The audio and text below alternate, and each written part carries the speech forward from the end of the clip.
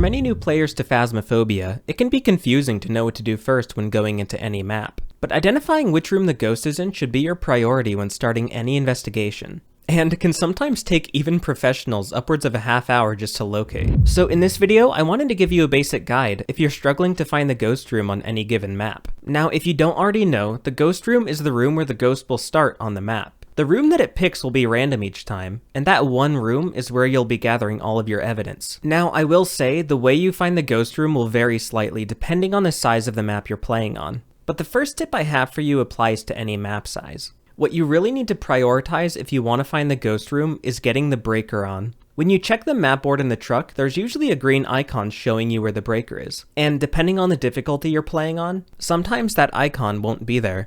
When you turn on the breaker, all of the temperatures throughout the whole building will warm up, while the temperatures in the ghost room will grow colder. So for any given map, if you want to find the ghost room, all you need to do is turn on the breaker and then walk around with the thermometer until you notice temps that are becoming considerably colder than other rooms. Now, this is way easier to do if you have something like the tier 2 or the tier 3 thermo, which automatically update as you hold right click. But if you're using the tier 1, you will need to be a bit more patient as you stand in each room and watch for dropping temps. The red bar on the tier 1 thermo will fluctuate a little bit, no matter where you're standing, so you need to be a bit patient while you're looking for that steady decrease in temps. On amateur, or if you're on a custom difficulty where the breaker starts on, it could be worth starting the investigation by unlocking the front door and maybe waiting a little bit to let the ghost room cool down before going in. You just have to hope that the ghost doesn't turn the breaker off while you're waiting. But no matter what difficulty you use, once the ghost room is cold enough, which typically means 10 degrees or less, you'll see cold breath, which does confirm that room as the ghost room. It's also worth mentioning that if you have snowy weather, the entire house will have cold breath, so just have that in mind. Alongside the thermo, it's worthwhile to listen for interactions and use an EMF reader to pinpoint the general location of the ghost. The EMF reader picks up any readings from ghost activity specifically, so if the ghost touches a door or knocks on a window,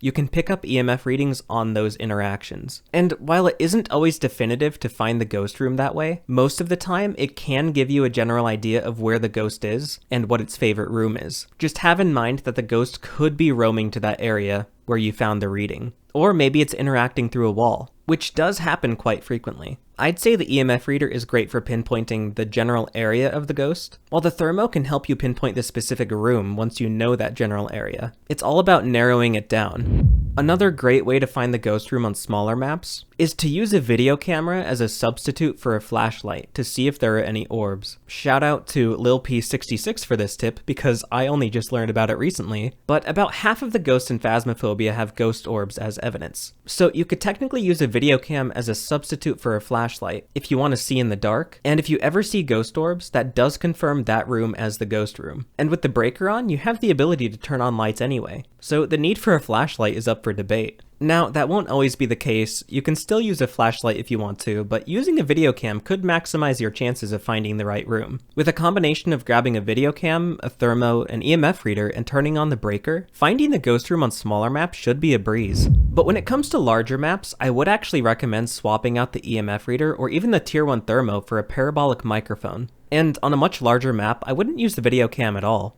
I'd recommend sticking with a flashlight and turning on light switches, just because scanning each room with a video cam would take much more time than it otherwise would to just listen for noises with your paramic. The paramic has the ability to pick up noises that are considerably further away, so you can see why it would be helpful for larger maps. And depending on the tier of the paramic you're using, can even pick up noises on different floors. What I'll typically do is head in with a paramic and begin scanning in all directions. You'll sometimes hear creaking or maybe some other ambient noises, but with the paramic you'll know if the ghost throws something, whispers, or touches a door. The tier 1 paramic will have a little light that flashes red when it picks up a noise. And once you know what direction that specific noise came from, you can simply walk over and check all adjacent rooms with the thermo or the EMF reader, depending on which one you chose to bring with you. Personally, I would probably pick a thermo just because it's easier to pinpoint specific rooms, but doing all of that would allow you to gradually narrow down where the ghost might be. Playing on larger maps really is as simple as that. The only downside is the time it may take to head back to the truck, which is why I generally prefer sticking to smaller maps. Now, there are a few cursed objects that will allow you to find the ghost easier, Technically all of them can help you find the ghost room to some extent, but more often than not, the haunted mirror or the Ouija board will be the most helpful. With the Ouija board, you can simply ask where the ghost is, and with the haunted mirror, you can glance in and see if you recognize the area you see. Just be careful about draining your sanity, otherwise the ghost may find you first.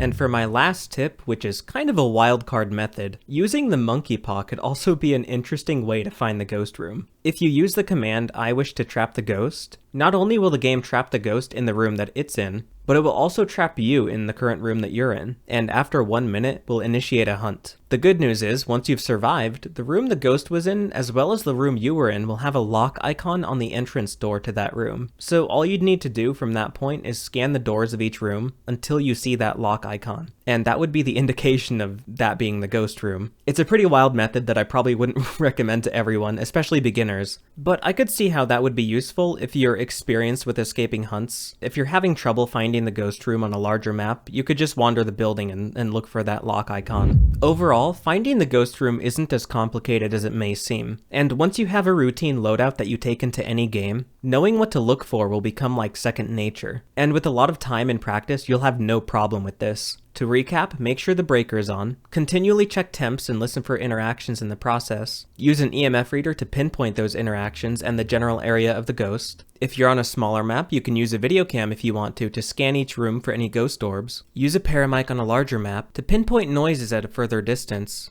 use cursed possessions if you want to, and with all of that, you'll have the ghost room narrowed down in no time. I hope this guide helped you. For those of you who wish to support me further, I now have memberships open, where I will be releasing content a few days early if you're interested. But that's all for this video, so thank you for watching, and I will see you next time.